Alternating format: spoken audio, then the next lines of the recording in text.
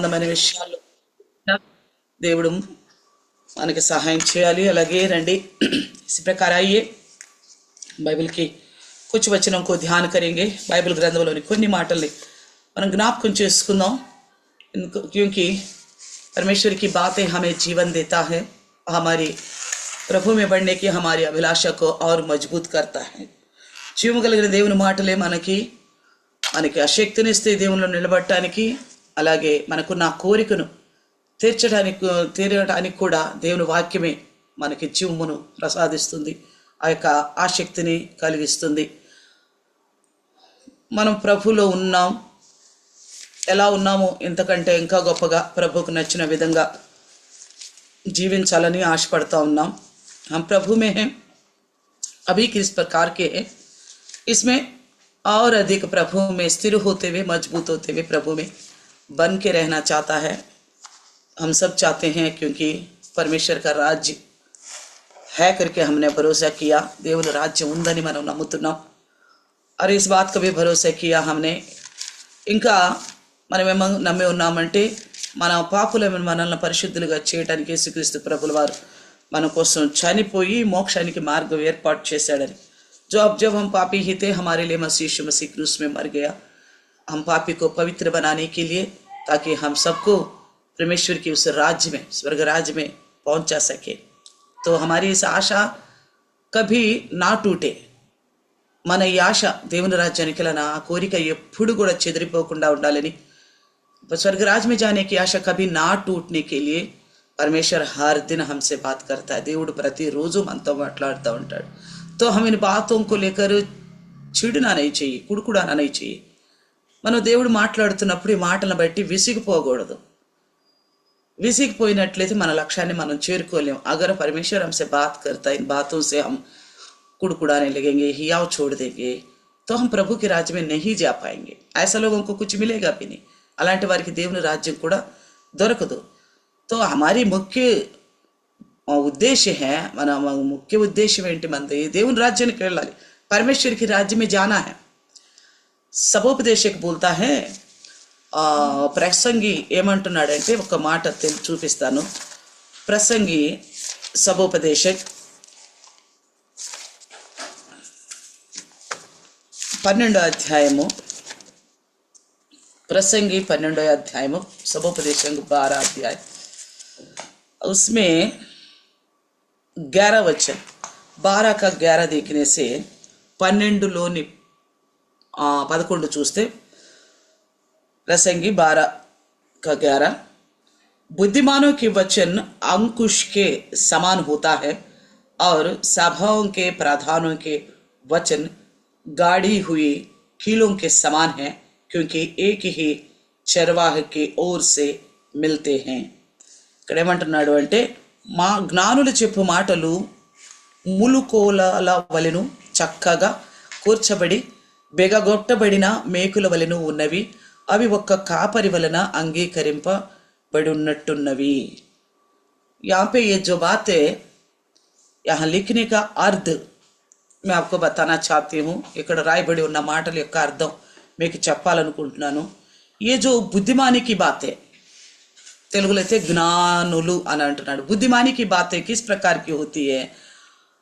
अंकुश की बराबर होता है। ఇక జ్ఞానులు చెప్పే మాటలు ఎలా ఉంటాయంట? ములుకోలల వలె చక్కగా ఉంటాయంట। ये संसार का ज्ञान क्यों ना हो, इससे बढ़कर स्वर्ग में पहुंचाने वाली ज्ञान की बात। ये यीशु मसीह, स्वर्ग में पहुंचाने वाला ज्ञान कौन है? यीशु मसीह, उनकी बात है। ఈ లోక సంబంధమైన జ్ఞానం అనుకున్న అది లోకంలో ఉపయోగపడుతుంది, లేక పరలోక సంబంధమైన జ్ఞానము అంటే యేసుక్రీస్తు ప్రభుల వారు, మసీహు यीशु से जुड़ी हुई बात है, उद्धार से जुड़ी हुई बात है। యేసుక్రీస్తుతో కలిసిన మాటలు రక్షణతో కలిసి ఉన్న మాటలు।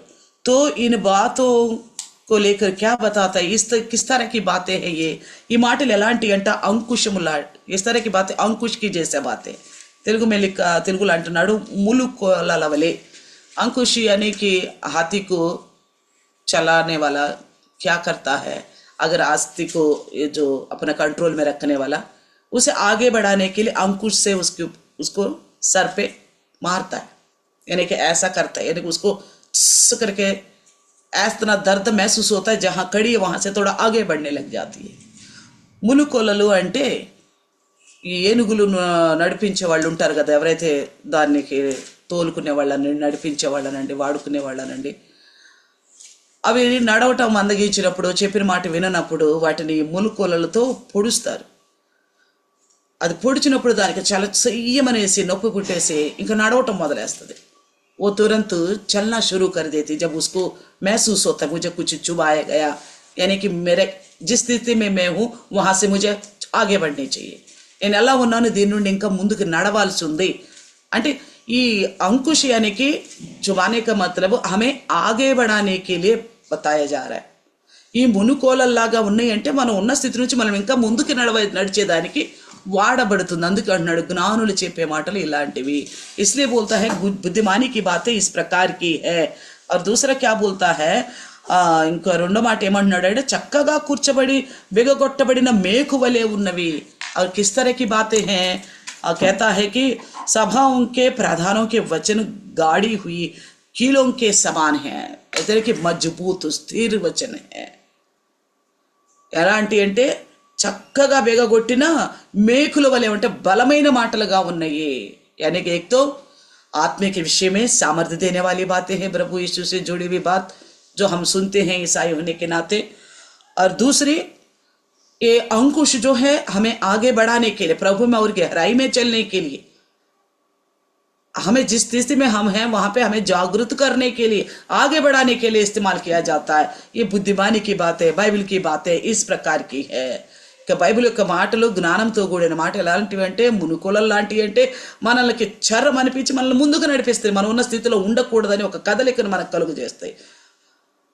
అలాగే బాగుగా బెగగొట్టిన మేకుల్లాగా ఉంటాయి అంట. ఏ మాటలు?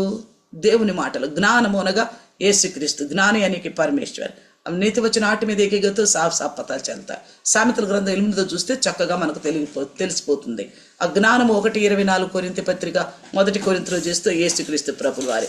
वो ज्ञान जो पहला कोरिन्थी 1:24 में देखेगा तो वो ज्ञान जो यीशु मसीह है. तो परमेश्वर की बातों को में चलने के लिए हमें ये बुद्धिमानी के द्वारा हमें सिखाया जाता. तो हमें मतलब कुड़कुड़ाना नहीं चाहिए या विरुद्ध नहीं बोलना चाहिए. దేవుని మాటలు మనల్ని ప్రోత్సాహపరుస్తున్నప్పుడు, ప్రభువులు ఎదిగేదానికి మనతో మాట్లాడుతున్నప్పుడు మనం విసుక్కోకూడదు, సణుక్కోకూడదు, గొణుక్కోకూడదు. అయితే ఇవి ఒక్క కాపరి వలన అంగీకరింపబడి ఉన్నవి అంటున్నాడు. ఏ బాతే क्योंकि एक ही चरवाहा की ओर से मिलते हैं, एक ही चरवाहा की ओर से. ఒకే ఒక కాపరి, యెహోవా నా కాపరి, యెహోవా మేరా చర్వాహా, उन्हीं के द्वारा ये सबको दिया गया है. ఈ మాటలు అందరికి ఆయన ద్వారా ఇవ్వబడినాయి. इसलिए इन बातों को सुनने के लिए कभी కుడుకుడానని ఈ మాటల గురించి ఎప్పుడు విసుగు చెందొద్దు, వ్యతిరేకంగా ఆలోచన చేయొద్దు. हियाव नहीं छोड़ना है, बिल्कुल बातों को, परमेश्वर की बातों को सुनने के लिए मन लगा के रहना है. దేవుని మాటలు వినడానికి ఎంతో శ్రద్ధ కలిగి ఉండాలి. तो आज हम सुनने वाला वचन है, ఈరోజు మనం వినాల్సిన వాక్యం ఏమంటే ఇబ్రానీ పత్రిక से कुछ बातों को सीखेंगे. హెబ్రీల పత్రిక నుంచి ఒక మాటను కొంత మాటను మనం నేర్చుకుందాం. यहाँ पे 4th अध्याय को अगर हम ध्यान से पढ़ेगा तो ఈ 4వ అధ్యాయాన్ని గనక हेब्रीలకు రాసిన పత్రిక 4వ అధ్యాయం, हिब्रानियों की लिखी हुई पत्री 4th अध्याय को पढ़ेगा तो इसमें 3 कुछ सावधान के वाली बातें दिखाई दे रहे. 3 बातें कुछ हमारे ध्यान आकर्षित करने वाली बातें हैं. ఇందులో 3 మాటలు మన ధ్యానాన్ని ఆకర్షించే మాటలుగా కనిపిస్తున్నాయి. హెబ్రీలకు రాసిన పత్రిక 4వ అధ్యాయము ఇందులో 3 మాటల గురించి చూద్దాం ముఖ్యంగా. और इसके बाद समय तो उसके मुताबिक और आगे बढ़ेंगे. తర్వాత సమయం ఉన్నట్లయితే ఇంకా ముందుకు నడుద్దాం. देखिएगा, पहली बात, మొదటి మాట హెబ్రీలకు రాసిన పత్రిక 4 మొదటి వచనం. ఇబ్రానియోं की लिखी हुई पत्री 4th अध्याय का पहली वचन. ఆయన యొక్క విశ్రాంతిలో ప్రవేశించుదమని వాగ్దానం ఇంకా నిలిచి ఉండగా మీలో ఎవడైనను ఒకవేళ ఆ వాగ్దానం పొందకుండా తప్పిపోవునేమో అని భయము కలిగి ఉందుము. इसलिए जबकि उसके विश्राम में प्रवेश करने की प्रतिज्ञा अब तक है तो हमें डरना चाहिए, ऐसा ना हो कि तुम में से कोई जन उससे वंचित रह जाए. यहाँ पे एक बात क्या సలహా दिया जा रहा है, ఇక్కడే మనకు ఒక సలహా ఇవ్వబడుతుందంటే విశ్వాసులుగా మనలో ఉండాల్సిన కొన్ని విషయాల గురించి సలహాలు ఇక్కడ రాయబడి ఉన్నాయి.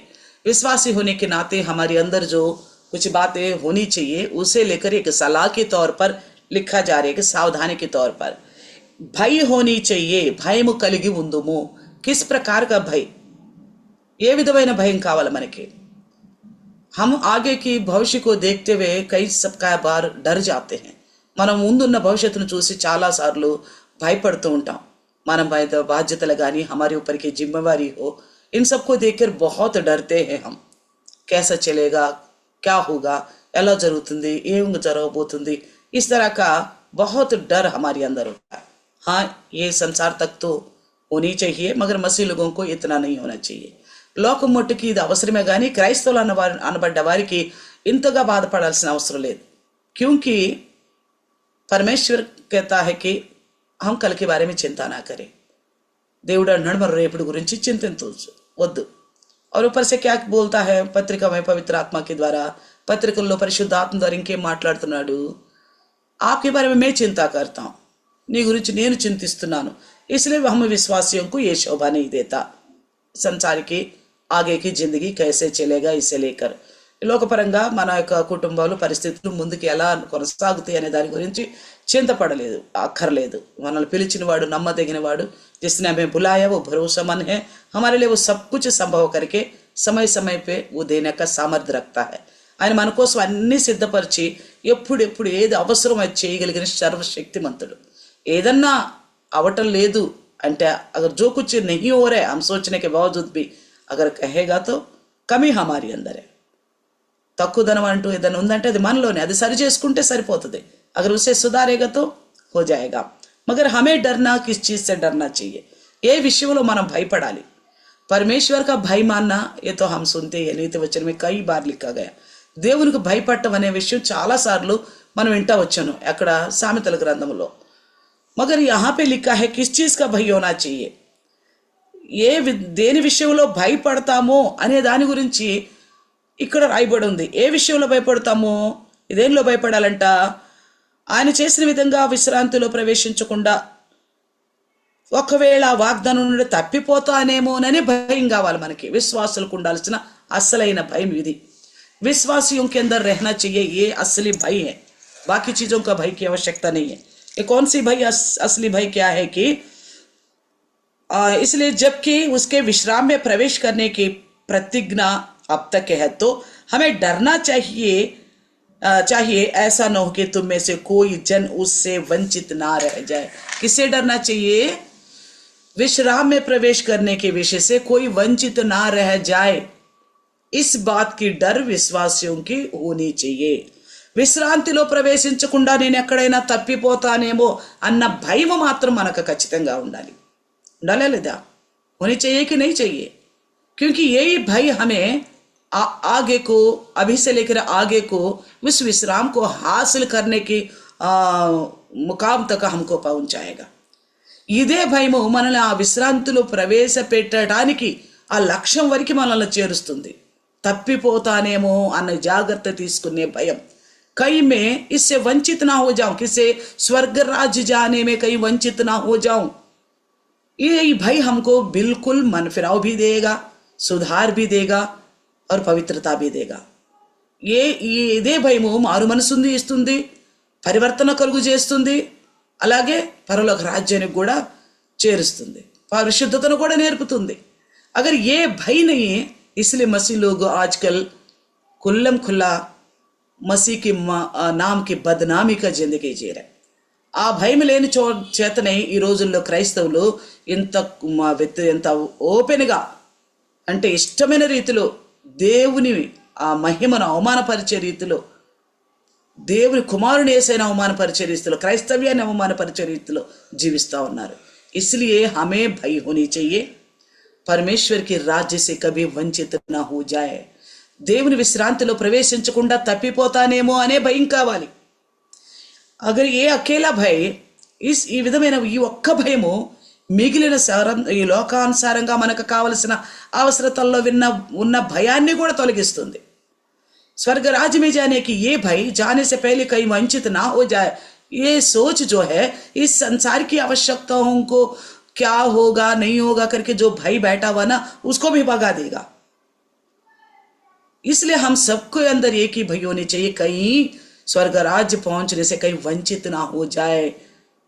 ఆ పరలోక రాజ్యంలో చేరకుండా ఎక్కడైనా తప్పిపోతానేమో అన్న భయము మనం सबकी होनी चाहिए। जैसा आगे की सोच रखने वाला डरता है సంసారిక జీవన్ में, ముందు దినాల గురించి భవిష్యత్తు గురించి ఆలోచించే వ్యక్తి పరిస్థితులను బట్టి ఆలోచించి భయపడ్డప్పుడు ఏం చేస్తాడు? डरने से वो क्या करेगा? उस स्थितियों को भी सामना करने की हालत को पैदा करने की कोशिश करेगा।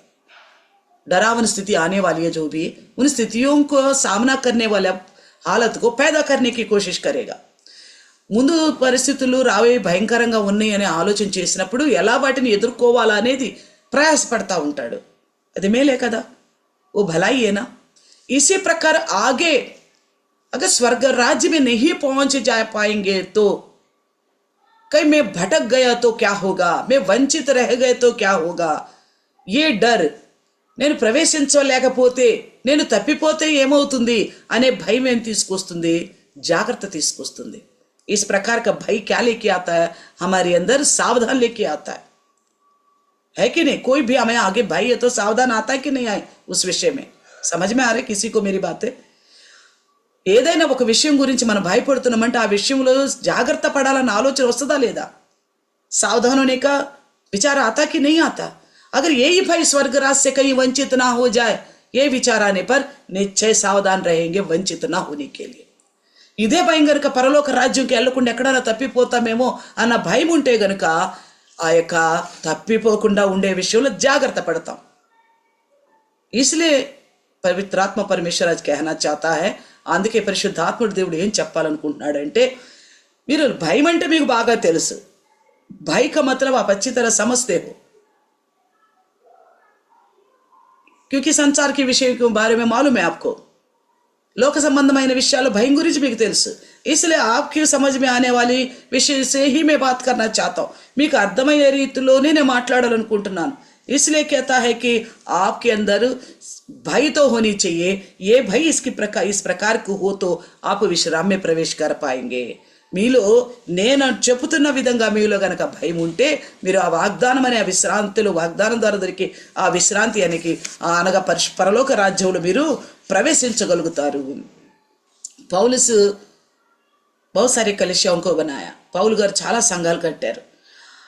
तो पौलुस का भी यही डर था, పౌలు గారికి కూడా ఇదే భయం ఉంది। ఎవరి విషయంలో? किसके विषय में?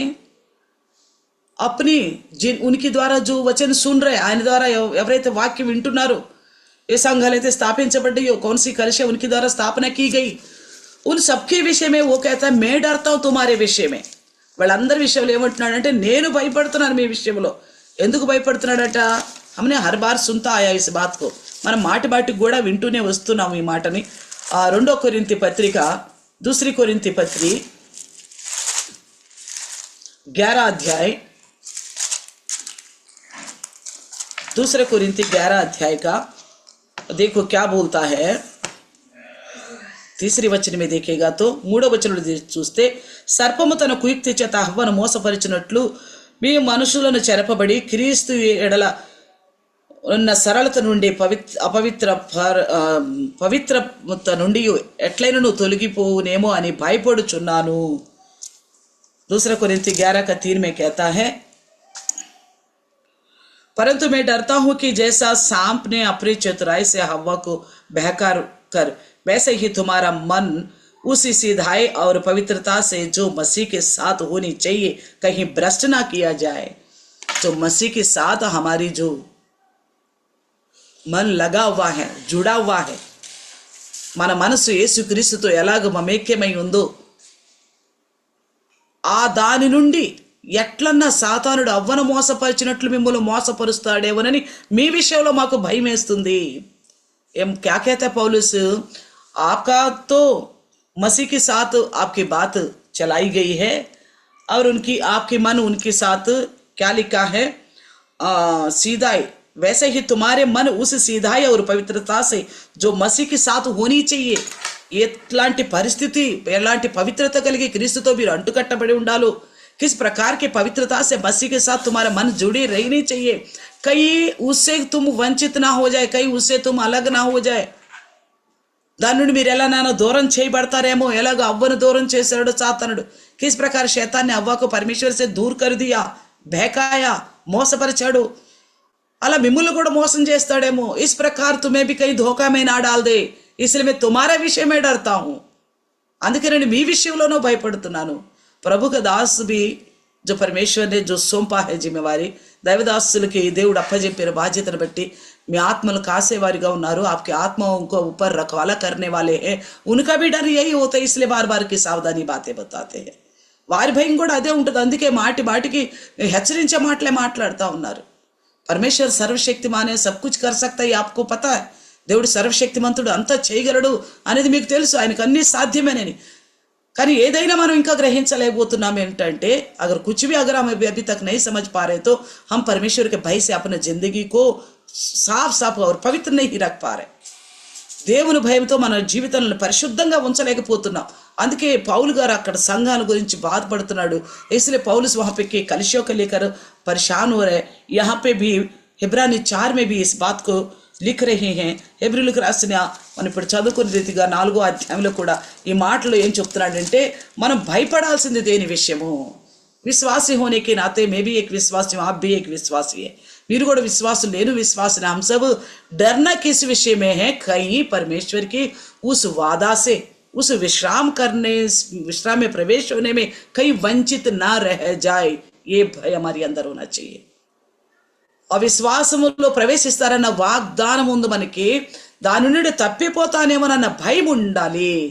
ఈ భయము, ఏ భయ हमारे अंदर सावधान लेके आता है। ఈ భయము మనకి జాగ్రత్త కలుగు చేస్తుంది। ఈ ఆలోచన లేకే, ఈ భయం లేక వల్లే, ये सोच ना होने की वजह से, ये भय ना होने की वजह से सावधान नहीं बरत रहे, జాగ్రత్తలు వహించటల్లా कटी पतंग की तरह छोड़ दे रहे अपने पवित्र जिंदगी को लेकर, सीरियस नहीं हो रहे। తెగిపోయిన గాలి పట్టంలాగా వదిలేస్తున్నారు విశ్వాసులు తమ జీవితాల్ని। అది పరిశుద్ధ జీవిత విషయంలో ఒక సీరియస్ అనేది ఉండటం లేదు, ఒక పటుత్వం సాధించాలని ఉండటం లేదు।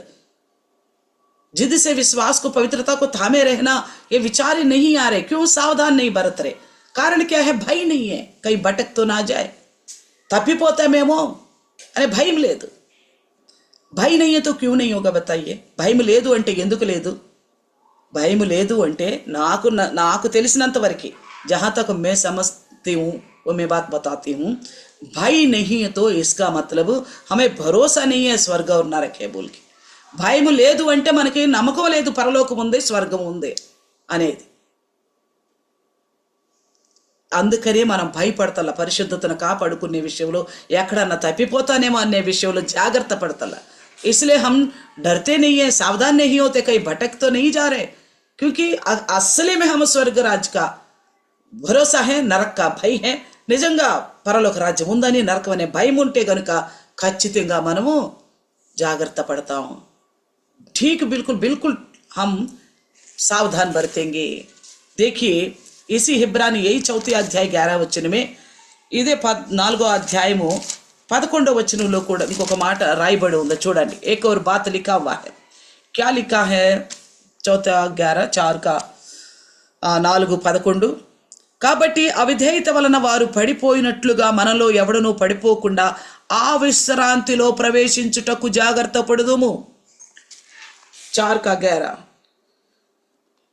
अतः हम उस विश्राम में प्रवेश करने का प्रयत्न करें, ऐसा ना हो कि कोई जन उसके सामने उसके समान आज्ञा ना मानकर गिर पड़े।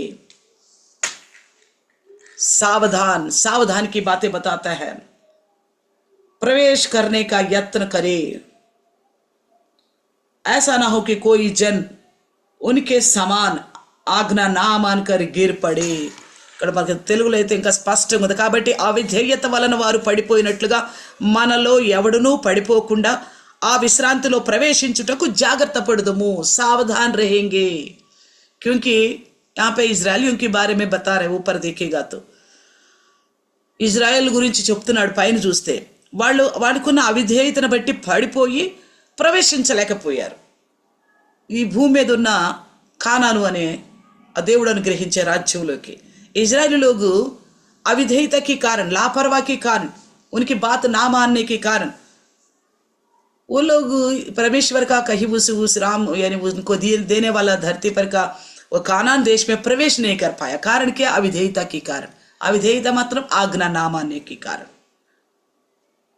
అవిధేయులు అనగా ఆయన ఆజ్ఞలను పాటించిన వారు, ఆయన చిత్తానికి లోబడని వారు. వారు ఏమైపోయారట? వారు ప్రవేశించలేకపోయారు. वो लोग प्रवेश नहीं कर पाया।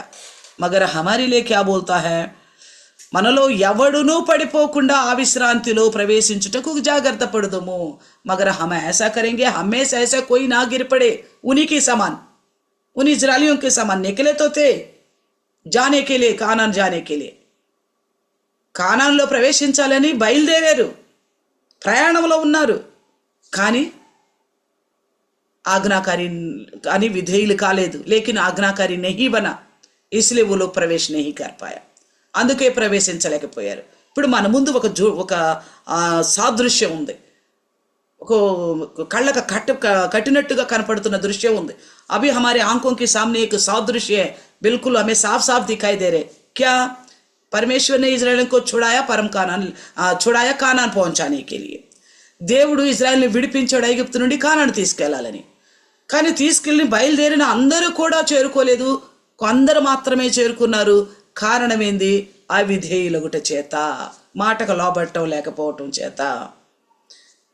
जैसा परमेश्वर ने सोचा इजरायलियों को कानान ले जाना, छुड़ाया, मिस्र से लेके जा रहे, जाते लेने को लेके जा रहे सफर में सभी लोग, मगर सभी नहीं पहुंच पाए, बहुत थोड़े लोग पहुंच गया. कारण क्या है? आज्ञा ना मानने की वजह से, परमेश्वर जी के अनुसार ना चलने की वजह से. निकलने के बावजूद भी, सफर में होने के बावजूद भी, यात्रा में होने के बावजूद भी, अद्भुत कार्य देखने के बावजूद भी, అక్కడి నుంచి బయలుదేరినప్పటికీ, విడుదల పొందుకున్నప్పటికీ, అద్భుతాలు చూసినప్పటికీ, ప్రయాణంలో ఉన్నప్పటికీ, బయలుదేరింది అందుకోసమే అయినప్పటికీ, निकल चुका था कानान जाने के लिए, फिर भी नहीं पहुंच पाया. అయినా వెళ్ళలేకపోయాయి. కారణం ఏంటి? దేవునికి విధేయులు కాక పడిపోయారు. परमेश्वर की आज्ञाकारी नहीं बना, वो लोग सब गिर पड़े. इसलिए हमारे अंदर भय होनी चाहिए. ముందుకు వాళ్ళకి ఆ గతి పెట్టిందంటే నేను ఇట్లా అశ్రద్ధగా ఉంటే నాకు అదే గతి పట్టుద్ది. उन लोगों के लिए मेरे सामने दिखाई दे रहे, उन लोगों के लिए वो स्थिति हो गया, आज्ञाकारी नहीं बना, इस वजह से वो लोग रह गया, राज्य में नहीं जा पाया.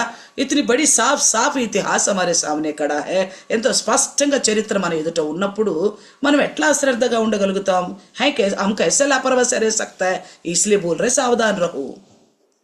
అందుకే అన్నాడు జాగ్రత్త పడండి, తప్పిపోతామేమో अरे जागृत पड़ंडी, कहीं हम गिर ना पड़े, विश्वास से वंचित ना रह जाए, उस प्रभु का राज्य में प्रवेश होने से कहीं हम वंचित ना रह जाए, దేవుని రాజ్యంలో ప్రవేశించకుండా ఎక్కడైనా తప్పిపోదామేమో అని భయం పెట్టుకోండి. ఆ భయం మీకు ఉండాలా, वो डर होनी चाहिए. वो भय ही आपके अंदर सावधान लेके आता है. ఆ భయమే మీలో జాగ్రత్తను తీసుకొస్తుంది. ఎట్టి జాగ్రత్త? किस प्रकार की सावधान लेके आएगा?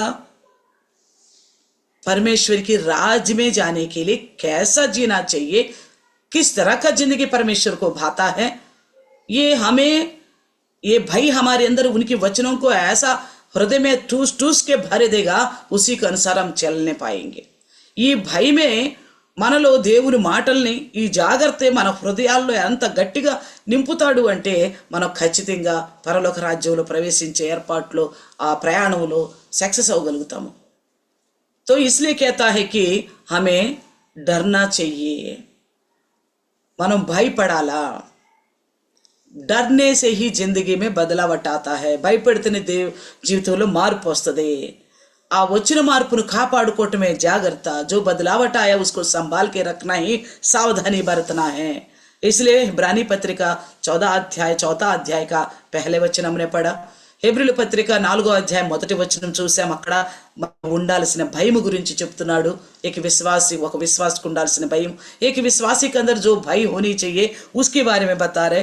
और दूसरी बात जो इसी अध्याय का 11వ వచనం में, ఇదే అధ్యాయంలోని 11వ వచనంలో ఏం చెప్తున్నాడు, జాగ్రత్త కలిగి ఉండాల్సిన విషయం గురించి చెప్తున్నాడు. सावधान रहने के विषय में लेकर बता रहे. देखिए पहला कोरिंथी, మొదటి కొరింథీయుల పత్రిక, पहला कोरिंथियों की लिखी पत्री 10 का 12 देखेंगे. पहला कोरिंथी पत्री 10 का 12, మొదటి కొరింథీయులకు రాసిన పత్రిక 10-12 వచనం. 10 का 12 में क्या लिखा है, इसलिए जो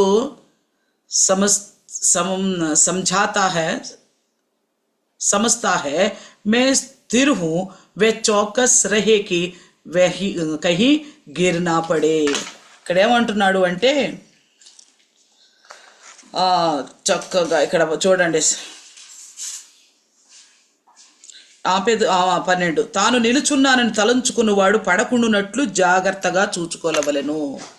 जो समझता है मैं स्थिर हूं वो ना गिरने के लिए सावधान रहना चाहिए. ఎవరైతే నేను నిలబడి ఉన్నాను అనుకుంటున్నాడు వాడు పడిపోకుండా ఉండడానికి జాగ్రత్త పడాలి. हम किस में जिसमें स्थिर है हम, మనం ఎందులో స్థిరంగా ఉన్నాం అనుకుంటున్నాము? ఎవరికి వాళ్ళ నేను పోన్లే దేవుని రాజ్యానికి అనుకుంటున్నామా? हम अपने आप को यही फाइनल करके रख दिया, मैं तो कहाँ जाऊंगा, मैं तो जाऊंगा ही नहीं सोच रहे क्या? सोच रहे हर एक अपने जन अपने बारे में, मैं तो जाऊंगा ही नहीं परमेश्वर, मैं ऐसा चल रही तो मैं कहाँ जाऊंगा ऐसा कोई सोच रहे? నేను ఎట్లా ఉన్నప్పుడు నేను ఎక్కడో పోతున్నానులే దేవుని రాజ్యానికి, నేను పోన్లే అనుకుంటున్నారా? ఎలా ఉన్నా కానీ అందరూ తమ విషయంలో నేను ఖచ్చితంగా దేవుని రాజ్యానికి వెళ్తాను. जैसे भी क्यों नहीं रह रहे हो, हर एक से नहीं सोचते मैं खचित रूप में प्रभु के राज्य में जाऊंगा या जाऊंगी, यही विचार हमारे अंदर.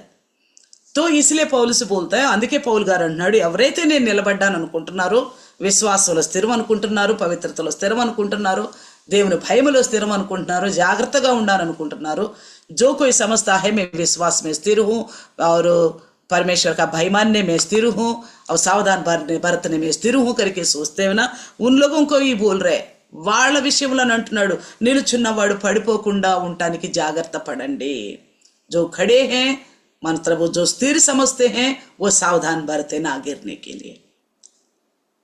तो इसीलिए तो हर दिन हम वचन పరమేశ్వర हमसे बात करते वचन के द्वारा, అందుకే కదా దేవుడు ప్రతిదినాన మనతో వాక్యం ద్వారా మాట్లాడుతున్నాడు.